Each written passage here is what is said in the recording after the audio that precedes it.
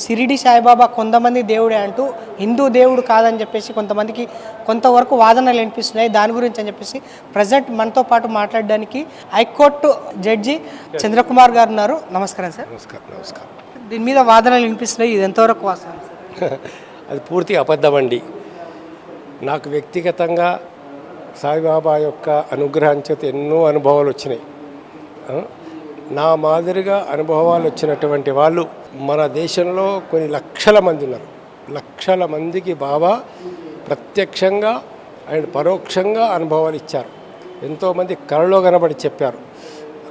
కాబట్టి అవుతుందో ఇదంతా ఒట్టి ప్రచారము.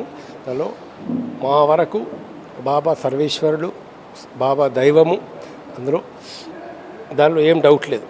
మీరు చాలా వరకు ఆధారాలు కలెక్ట్ చేసినట్టు ఒకసారి మాకు అవన్నీ చూపెడతారా సార్? అసలు బాబా మహిమలు అనేటివి నిజంగా వాస్తవమా? అసలు ఇంతకు బాబా అంటే ఏంటి సార్? ఇది బ్రిటిష్ వాళ్ళ బాబా కాలంలోనే దాదాసాహెబ్ కపర్దే అని ఒక ఫ్రీడమ్ ఫైటర్, దాదాసాహెబ్ కపర్దే ఆయన బాల్ గంగాధర్ తిలక్ సహచరుడు.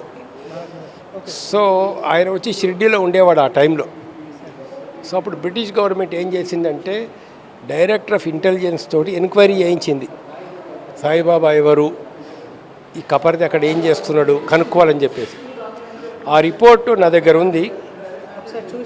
17th January 1911 ఆ రోజుల్లోనే, ఎప్పుడు బాబా సజీవంగా ఉన్నప్పుడు, బాబా సమాధి కాకంటే 8 సంవత్సరాల క్రితమే బ్రిటిష్ గవర్నమెంట్ చేసినటువంటి రిపోర్ట్లో చాలా స్పష్టంగా ఆయన ఏ మతాచారాలను పాటించడు అని, ఆయన ఏదో దైవభక్తిని బోధిస్తున్నాడని చాలా మంచి విషయాలు చెప్పడం జరిగింది.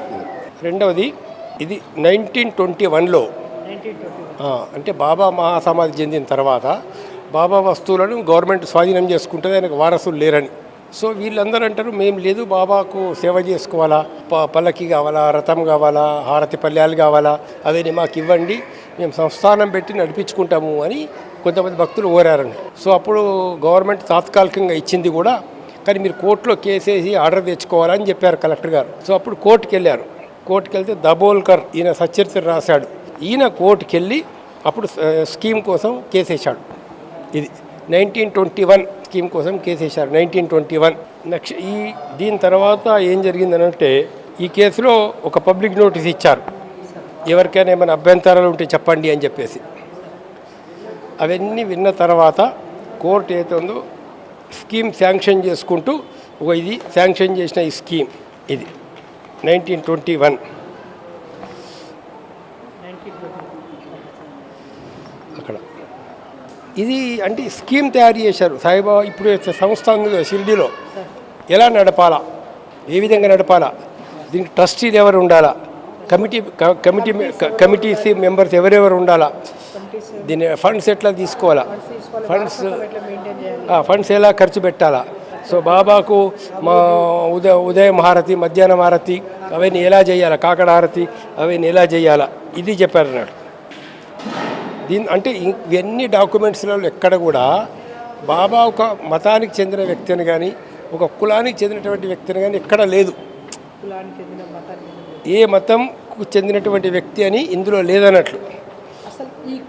ఇది 1941లో సంస్థానం వాళ్ళు తయారు చేసిన రూల్స్ యొక్క ముందు మాట.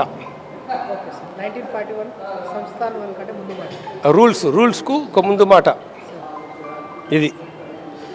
దెన్ ఇది రూల్స్లో బ్రీఫ్గా ఏముందంటే, అతను ఎవరో తెలియదు సాయిబాబా. ఇప్పుడు ఏది his holiness Shri Saibaba of Shirdi known to be saint of all India fame but of unknown origin. అంటే తండ్రి ఎవరో తెలియదు, తల్లి ఎవరో తెలియదు, బాబా ఎక్కడి నుంచి వచ్చాడో తెలియదు. అండ్ దిస్ ఈజ్ 1956 అప్పుడు ఆ రూల్స్కు రాశారు ముందు మాట. ఇందులో కూడా అదే విషయం చెప్పడం జరిగింది అన్నట్లు. దానిలో ఇగో ఏది his holiness Saibaba Shirdi is known of all his India, people of all over India were pouring in large number to get darshan. So ఇక్కడ కూడా చాలా స్పష్టంగా చెప్పడం జరిగింది. మొత్తం ఎక్కడి నుంచి వచ్చారు ఏమొచ్చారో తెలియదనేటువంటి విషయం. Shri Saibaba created faith among devotees belonging to different castes and religions, and Sri Sai Baba had thus become a well-known saint during his lifetime.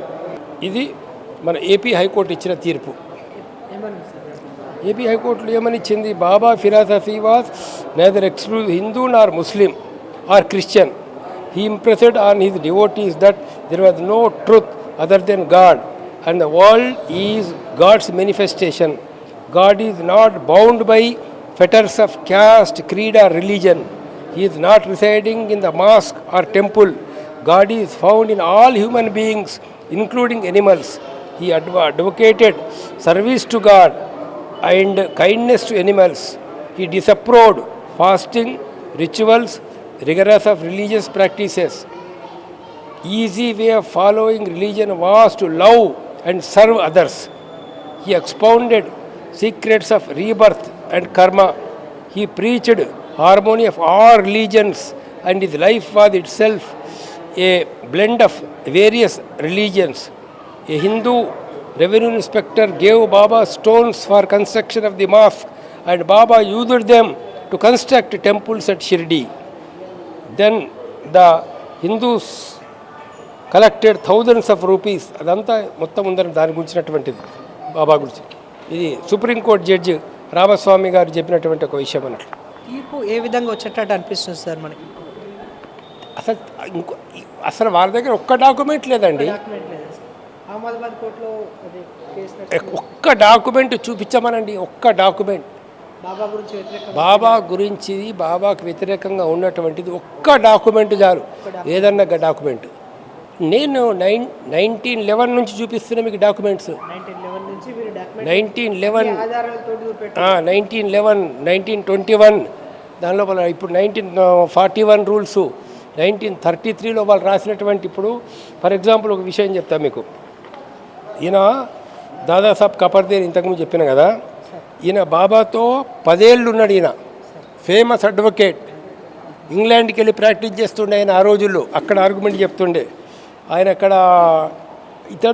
ఈయన బాల్ గంగాధర్ తిలక్ కేసు వాదించాడు. ఈయన బాల్ గంగాధర్ తిలక్ కాంగ్రెస్ మహాసభలు నాగ్పూర్లో జరిగితే దానికి అధ్యక్షత వహించాడు ఈయన. అటువంటి వ్యక్తి అయితే ఉందో రాశాడు ఇక్కడ. ఆయన ఏమంటాడు? The wonders of wonders is that of the personage so universally admired and worshipped, not even a single human being know the real name. వీడు ఎట్లా చెప్తాడు ఇప్పుడు? సైఫుద్దీన్ అని, మన్నాని, దుబ్బని చెప్పేసి వీళ్ళు చెప్తారు. ఎక్కడికి వెళ్ళి తీసుకొచ్చారు? అది ఏం ఆధారం ఉన్నది దానికి? మా దగ్గర ఇన్ని ఆధారాలు ఉన్నాయి.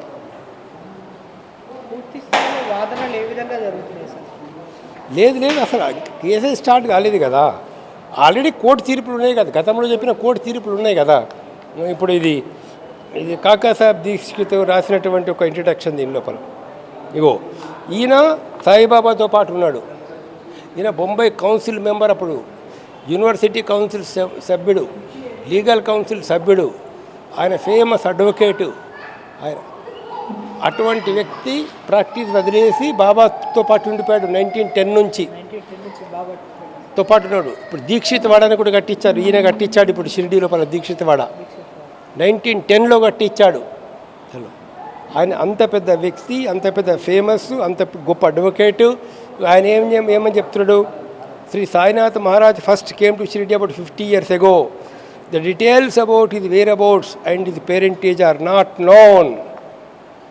ఎవరికి తెలియదు అని బాబాతో పాటు ఉన్నోళ్ళు, 10 ఏళ్ళు ఉన్నటువంటి వాళ్ళు, ఆ రోజులో ఎంక్వైరీ చేసిన వాళ్ళు, అప్పుడున్నటువంటి పోలీస్ ఆఫీసర్స్, అప్పుడున్నటువంటి డిప్టీ కలెక్టర్స్, అప్పుడు రేగేని జస్టిస్ ఉండే బాబా దగ్గరికి వచ్చేవాడు, నూల్కర్ అనే సబ్ జడ్జి ఉండే బాబాతో పాటు ఉండేవాడు.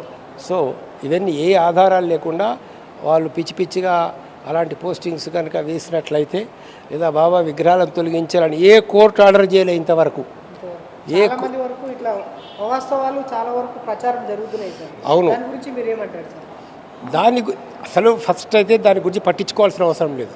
ఎందుకంటే కోట్లాది మంది ప్రజలకు బాబాని తన అనుభవాల ద్వారా అనుభవిస్తున్నాడు. దానికి అలాంటి ప్రచారాలను పట్టించుకోవద్దు ఎవరు, దాన్ని ఎవరు గుర్తించాల్సిన అవసరం లేదు. అలాంటి ప్రచారాలు చేస్తే తగిన చర్యలు పోలీస్ డిపార్ట్మెంట్ తీసుకుంటుంది.